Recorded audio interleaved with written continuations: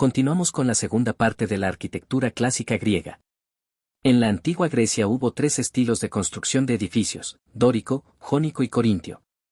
Se diferencian principalmente por la forma de las columnas, sus capiteles y el entablamento. Veamos en detalle cada uno de ellos. El más antiguo y simple de los órdenes arquitectónicos clásicos es el orden dórico. Se empleó en la Grecia continental a partir del siglo VII a.C. y también en el sur de Italia. En sus inicios era más sencillo, dando sensación de robustez, y con el tiempo se volvió más esbelto y proporcionado. Consta de la plataforma, compuesta a su vez, por unos escalones llamados estereóbato y el estilóbato, que es el escalón superior. Sobre la plataforma va la columnata, compuesta de fuste y capitel. El fuste es estriado y su diámetro no es constante, va disminuyendo con la altura. No utiliza basa. La basa es la parte inferior de la columnata, que tiene como fin servir de punto de apoyo al fuste. Vean en la imagen del centro, una columna con basa. Eso no existe en el orden dórico, la columna va directamente sobre el estilóbato. El capitel está formado por tres partes. El ábaco, que es una pieza cuadrada que soporta directamente la estructura horizontal del edificio. El equino, transición entre las dimensiones del extremo del fuste y las del ábaco de mayor tamaño. El collarino, es una prolongación del fuste, separado por un fino canal. A continuación de la columnata viene el entablamiento, que consta de arquitrabe, friso y cornisa. El arquitrabe es una viga lisa y gruesa que se apoya sobre las columnatas. El friso es la parte ancha del entablamiento, decorado con una alternancia de triglifos y metopas.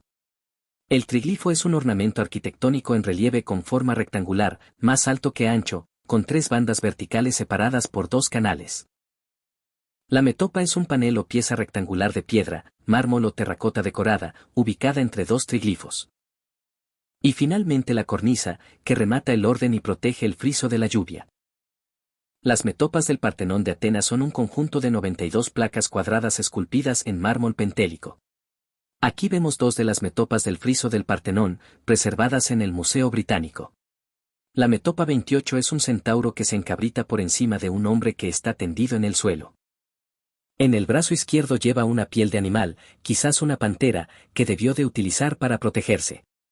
El brazo derecho ha desaparecido. En la metopa 30, un hombre situado a la derecha está arrodillado. El centauro le clava las pezuñas de las patas delanteras en los muslos. El movimiento todavía es visible en las extremidades de la izquierda, mientras que el lado derecho ha desaparecido.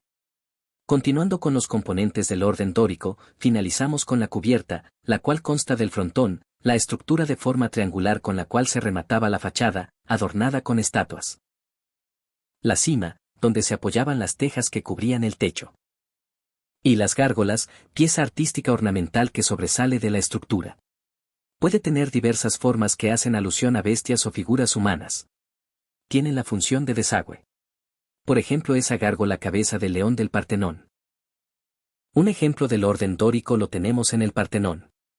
Un templo consagrado a la protectora de Atenas, Atenea Partenos, fue construido entre 447 y 432 a.C. en la Acrópolis de Atenas. La palabra acrópol, proviene del griego acros, extremo, cima, y polis, ciudad, y hace referencia a la parte más alta de una ciudad.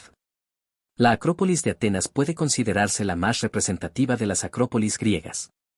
Estaba presente en la mayoría de las ciudades, con una doble función, defensiva y como sede de los principales lugares de culto. Reconstrucción en colores de un detalle del entablamento del Partenón. Así se vería el Partenón originalmente, con el frontón, los triglifos y las metopas pintadas con colores variados. En sentido cronológico, el orden jónico es el segundo de los órdenes arquitectónicos clásicos. Se originó hacia el siglo VI a.C. en la costa oeste de Asia Menor y de Grecia en el mar Egeo. Más esbelto y airoso que el orden dórico. Una manera fácil de entender este orden es comparándolo con el dórico. A diferencia de este último, la columna jónica incluye basa, conformada por dos toros, que es la moldura convexa de sección circular, y una escocia, que es la moldura cóncava intercalada entre ambos toros. El fuste es más esbelto.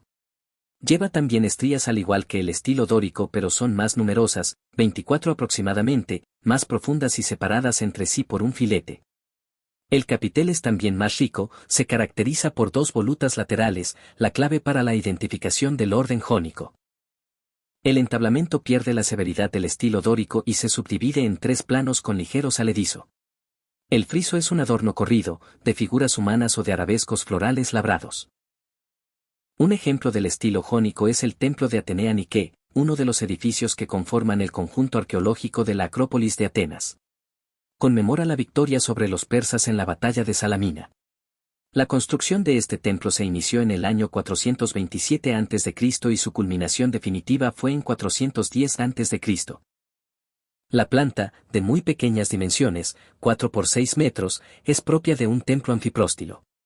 O sea, que poseen un pórtico de columnas en las fachadas, delantera y trasera, pero sin columnas en los lados. Además este trástilo, 4 columnas al frente. De los órdenes arquitectónicos clásicos, el orden corintio es el más ornamentado y fue el último en aparecer. Es una evolución del orden jónico, pero difiere básicamente en la forma y tamaño del capitel. A diferencia del dórico y el jónico, el corintio toleró numerosas variantes. Se caracteriza por un capitel con forma de cesta rodeada de follaje, con volutas y filas de hojas de acanto. El friso es una banda continua adornada con una sucesión de figuras en relieve. Carga directamente sobre el arquitrabe. Un ejemplo del orden corintio es el templo de Zeus olímpico. Aunque comenzado en el siglo VI a.C., no fue terminado hasta el reinado del emperador Adriano, en el siglo II. En las épocas helenística y romana era el templo más grande de Grecia. Está ubicado a unos 500 metros al sureste de la Acrópolis de Atenas. Medía 96 metros de largo en sus lados mayores y 40 metros a lo ancho de sus caras oriental y occidental. Contaba de 104 columnas corintias, cada una de 17 metros de alto. Estas son las pocas columnas que permanecen de pie. Aquí vemos una hipotética reconstrucción del templo a partir de las ruinas existentes. De acuerdo al número de columnas, podemos clasificar estas construcciones de la siguiente manera. Monóstilo, de una sola columna, como es el caso de la linterna de Lisícrates. Es un monumento cilíndrico de una decena de metros de altura, con el aire de un pequeño templo corintio. Un dístilo es una estructura similar a un templo con dos columnas en la fachada. Un ejemplo es el Tesoro de los Ifnios, un edificio del centro de culto griego antiguo de Delfos, erigido para albergar las ofrendas de la polis de Sifnos. Un ejemplo de templo trístilo es el templo de Vesta, ubicado en el Foro Romano. Usó elementos de arquitectura griega con columnas corintias en mármol. Observen el detalle. Un templo tetrástilo es un edificio que luce 4 columnas. Un ejemplo es el templo de Atenea Nike en la Acrópolis de Atenas, del que hablamos anteriormente. No conozco ningún templo pentástilo. Pero sí existen varios hexástilos. Por ejemplo el templo de la Concordia en el Valle del Templo en Agriento, en la isla de Sicilia. El Partenón, del que ya hemos hablado, es octóstilo. Tiene 8 columnas al frente.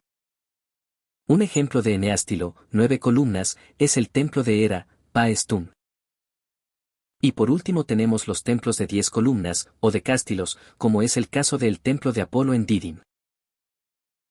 Otro tipo de construcción que se conserva en todo el mundo helénico es el teatro al aire libre, con la primera data de construcción del año 350 a.C. El desarrollo del espectáculo se daba en un espacio al aire libre llamado orquesta, en el que se ejecutaban una gran variedad de entretenimientos artísticos, danzas, recitados y piezas musicales, así como eventos cívicos y religiosos. Fue a través del teatro griego que se presentaron por primera vez los géneros teatrales drama, comedia y tragedia. Este es el teatro de Epidauro. Los teatros se construían en la ladera de una montaña, para poder apreciar la obra representada, a diferencia de los romanos, muchos de los cuales se levantaban en terreno llano y elevaban sus gradas por medio de bóvedas y arcos. Este es el teatro de Dodona. Construido en el siglo III a.C. Tenía una capacidad para 18.000 espectadores sentados. Ahora analizaremos la arquitectura de la Roma antigua, pero eso será en el próximo video. Porque, esto se terminó.